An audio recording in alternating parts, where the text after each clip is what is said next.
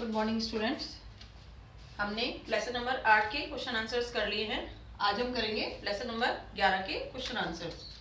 Lesson number 11 में आपके very short जो क्वेश्चंस दे रखे हैं उनमें फर्स्ट क्वेश्चन है what do you mean by entrepreneurship. तो इसमें हमको एंटरप्रेन्योरशिप का जो मीनिंग है वो लिखना है। और कौन सा मीनिंग लिखना है? प्रोफेसर राव के नीचे जहां पर ये प्रोफेसर राव लिखा हुआ है स्टार्टिंग में मीनिंग और डेफिनेशन वाले में, वहां पर प्रोफेसर राव के नीचे आपके स्टार्ट हो रहा है एंटरप्रेन्योरशिप इज द प्रोसेस, यहां से स्टार्ट हो रहा है। इसमें हमको जो कंक्लूजन है वो लिखना पड़ेगा। तो प्रोफेसर राव के नीचे एंटरप्रेन्योरशिप इज द प्रोसेस, यहाँ से पैराग्राफ स्टार्ट हो रहा है और न्यू प्रोडक्ट और सर्विसेज पे ये पैराग्राफ खत्म हो रहा है। तो ये जो कंक्लूजन दे रखा है ये पूरा का पूरा कंक्लूजन आपको इसके आंसर में लिखना है, यानी मीनिंग में लिखना है एंटरप्रेन्योरशिप के। उसके बाद सेकंड है quite any one definition of entrepreneurship. तो इसमें आपको एंटरप्रेन्योरशिप की डेफिनेशन लिखनी है। डेफिनेशन का मतलब जो राइटर्स की डेफिनेशन है, तो आपके पास उसमें बहुत सारी राइटर की डेफिनेशन दे रखी हैं। इनमें से आपको सेलेक्ट करनी है कि कौन सी राइटर की डेफिनेशन आप इजीली याद कर सकते हो और वो छोटी हो। तो इतने सारे जो भी राइटर्स दे रखे हैं उनमें से छोटी जो मीनिंग डेफिनेशन दे रखी हो वो आप लिख सकते हो और इसमें कोई सी भी एक आपको डेफिनेशन देनी है। लेकिन हमको इस चैप्टर के आधार पर कम से कम 2 डेफिनेशन जो है 2 या 3 डेफिनेशन हमको लर्न करनी ही पड़ेंगी, क्योंकि इसमें से डेफिनेशन पूछी जाती है। तो आपको क्या करना है कि इसमें से 2 या 3 डेफिनेशंस ऐसे छांटनी है जो कि इजी हो और छोटी हो, जो आप आसानी से लर्न कर सको। तो इसमें आंसर में आपको एनी वन डेफिनेशन, कोई भी राइटर की डेफिनेशन इसमें आपको लिखनी है। इसके बाद थर्ड क्वेश्चन है हु इज एन एंटरप्रेन्योर। तो एंटरप्रेन्योर किसको कहेंगे? तो हम अगर देखें तो कैरेक्टरिस्टिक्स में जो आपके पॉइंट नंबर 3 दे रखा है, कैरेक्टरिस्टिक्स का पॉइंट नंबर 3 रिस्क बियरिंग वाला, ये पॉइंट नंबर 3 है आपके रिस्क बियरिंग वाला। इसमें स्टार्ट करेंगे हम यहाँ से an entrepreneur rises the risk, यहाँ से कंटिन्यू आएगा ये पैराग्राफ और यहाँ तक जाएगा बिटवीन द मार्केट्स अनसर्टेनिटीज। यहाँ तक तो आपको बुक में दे रखा है, लेकिन इसको आपको पूरा करने के लिए ये कुछ वर्ड्स अपने आप जोड़ने पड़ेंगे। Is called an entrepreneur. तो ये आंसर बनाने के लिए हमको क्या करना है? कैरेक्टरिस्टिक्स का पॉइंट नंबर 3 आंसर के लिए स्टार्ट करना है। रिस्क बियरिंग जो पॉइंट नंबर दे रखा है उसमें स्टार्ट करना है N entrepreneurship rises the risk, यहाँ से स्टार्ट करना है और इसको यहाँ तक मतलब लेना है बिटवीन द मार्केट्स अनसर्टेनिटीज। इसके बाद अपनी मर्जी से हमको ये जोड़ना है इज कॉल्ड एन एंटरप्रेन्योर। ये आपका आंसर इस तरीके से बन जाएगा। इसके बाद फोर्थ क्वेश्चन है give the meaning of risk. अब मीनिंग ऑफ रिस्क जो है वो आपके बुक में कहीं पर भी एग्जैक्ट नहीं दिया हुआ है, तो ये मैंने अपने पास से लिखा है, इसलिए आप इसको कॉपी में लिख लें। तो क्या है इसका answer? Risk is the uncertainty associated with an exposure to loss. यानी अनसर्टेनिटी क्या बताती है?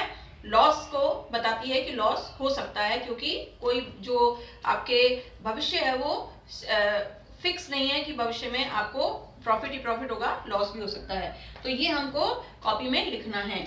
इसके बाद फिफ्थ है डिफाइन द टर्म इनोवेशन। तो इनोवेशन हमारे पास पेज नंबर 101 पर हमारा फर्स्ट पॉइंट दे रखा है कैरेक्टरिस्टिक्स का इनोवेशन। तो वो इनोवेशन वाला पॉइंट इसमें कंप्लीट आंसर आएगा। इसके बाद है हमारे शॉर्ट क्वेश्चंस, ये आपके वेरी शॉर्ट थे। इसके बाद है शॉर्ट क्वेश्चंस। तो शॉर्ट क्वेश्चंस में फर्स्ट इसने पूछा है explain the concept of entrepreneurship. अब यहाँ पर भी वही मीनिंग है, पूरा मीनिंग आपको एक्सप्लेन करना है।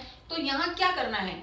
यहाँ पर सबसे पहले हम जब, क्योंकि क्वेश्चंस की कैटेगरी होती है, अगर सिंपल 1 नंबर में पूछा है तो हमने सिंपल जो है वो कंक्लूजन वाली जो डेफिनेशन थी वो लिख दी।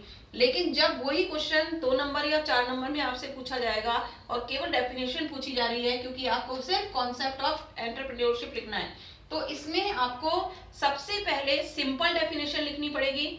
फिर सिंपल डेफिनेशन के बाद 2 आपके राइटर्स की परिभाषाएं लिखनी पड़ेंगी आपको, जो राइटर्स की डेफिनेशन है वो लिखनी पड़ेंगी, फिर उसको आपको लास्ट में आपको कंक्लूजन लिखना पड़ेगा। आप इस तरीके से आंसर दोगे तो ही ये आंसर पूरा होगा।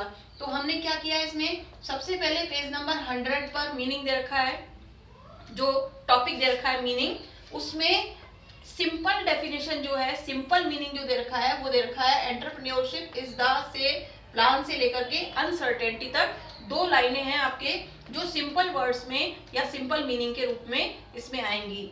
इसके बाद आपको 1 और 2 डेफिनेशंस ऐड करनी है इसमें, कोई भी राइटर्स की डेफिनेशंस लिखेंगे, और लास्ट में जो कंक्लूजन अपन ने इसके मीनिंग में लिखा है वही मीनिंग यहाँ पर भी आएगा।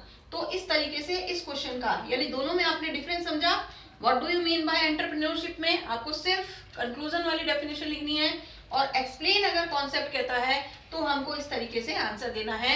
यानी सबसे पहले हमको सिंपल मीनिंग लिखना है, सिंपल मीनिंग के बाद हमको 1 और 2 डेफिनेशंस लिखनी है, और फिर उसके बाद हमको कंक्लूजन लिखना है, तब जाकर के हमारा ये जो मीनिंग है ये कॉन्सेप्ट पूरा होगा। इसके बाद सेकंड क्वेश्चन है आपका एनालिस्ट द कैरेक्टरिस्टिक्स। अब यहाँ पर कैरेक्टरिस्टिक्स पूछी है इसने, तो कैरेक्टरिस्टिक्स के जो है 12-13 पॉइंट्स हैं। तो हम क्या करेंगे, क्योंकि वेरी शॉर्ट क्वेश्चन में हम इतने सारे पॉइंट्स जो हैं उनको एक्सप्लेन तो कर नहीं सकते, तो हम क्या करेंगे, इसमें केवल पॉइंट्स के नेम लिखेंगे।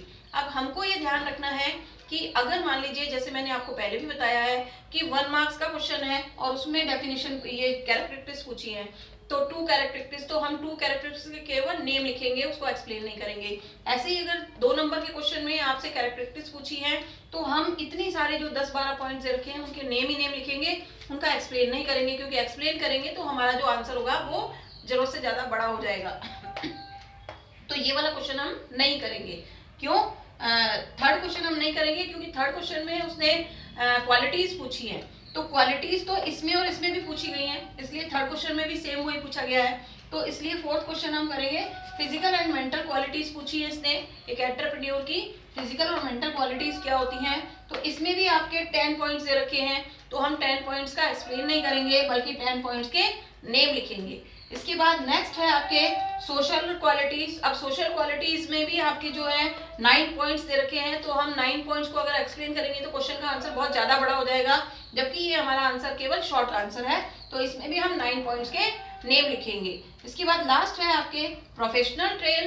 प्रोफेशनल ट्रेल का मतलब प्रोफेशनल क्वालिटी क्या होनी चाहिए, तो ये भी प्रोफेशनल और बिजनेस क्वालिटीज वाला जो हेडिंग दे रखा है आपका, वो कंप्लीट पैराग्राफ इसके अंदर आएगा, क्योंकि इसमें कोई पॉइंट्स नहीं है, तो केवल जो ये पैराग्राफ है प्रोफेशनल और बिजनेस क्वालिटीज वाला, ये कंप्लीट पैराग्राफ इसके अंदर आंसर के रूप में आएगा।